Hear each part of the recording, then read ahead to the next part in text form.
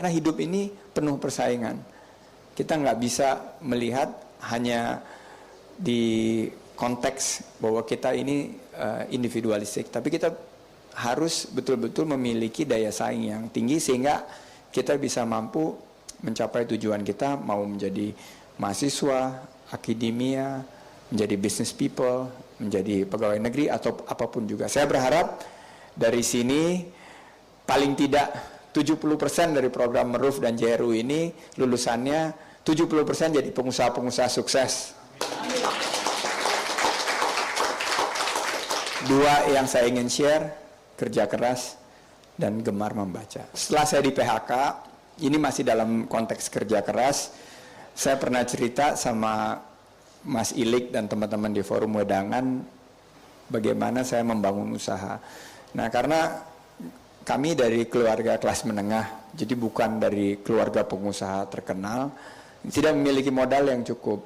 Nah, waktu itu saya bersama mitra saya berusaha untuk memulai suatu usaha.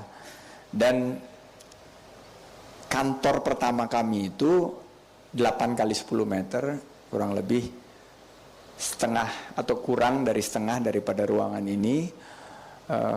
Karpetnya warna merah muda, pink. Dindingnya tuh banyak kaca-kacanya. Jadi waktu saya pertama masuk itu yang milih mitra saya, Pak Rosan. Saya tanya gitu, kok kantor kita banyak kacanya begini dan karpetnya warnanya merah muda, kenapa bisa begini ya? Saya bilang gitu.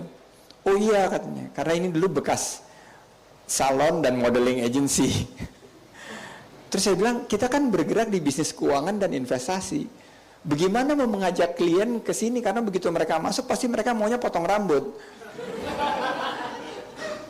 Akhirnya kita putar pikiran, akhirnya ya udah, kita di sini untuk tempat kerja dan untuk menyusun laporan, menyusun proposal.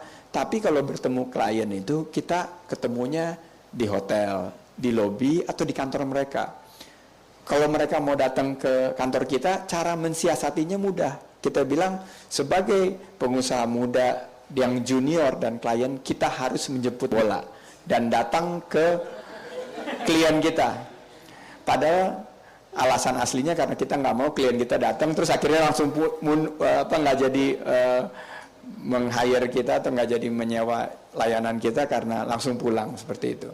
Jadi ini adalah cikal bakal saya memulai usaha. 3 orang waktu itu, ada satu asisten kita berdua, kita ngetik sendiri, kita ngeprint sendiri, masukin, bawa kurir ke proposal kepada para klien-klien tersebut. Dan kalau misalnya nunggu janji bertemu itu sampai 3 jam di depan kantor daripada tanpa harus ya menurut saya waktu itu sebagai seorang pengusaha pemula nggak boleh ada gengsinya kan. Jadi kita nunggu di depan sama-sama penunggu-penunggu lain dan pada akhirnya ya kita menggunakan kesempatan yang diberikan kepada kita dengan kesungguhan. Jadi setiap ada peluang itu kita menabraknya dengan kesungguhan.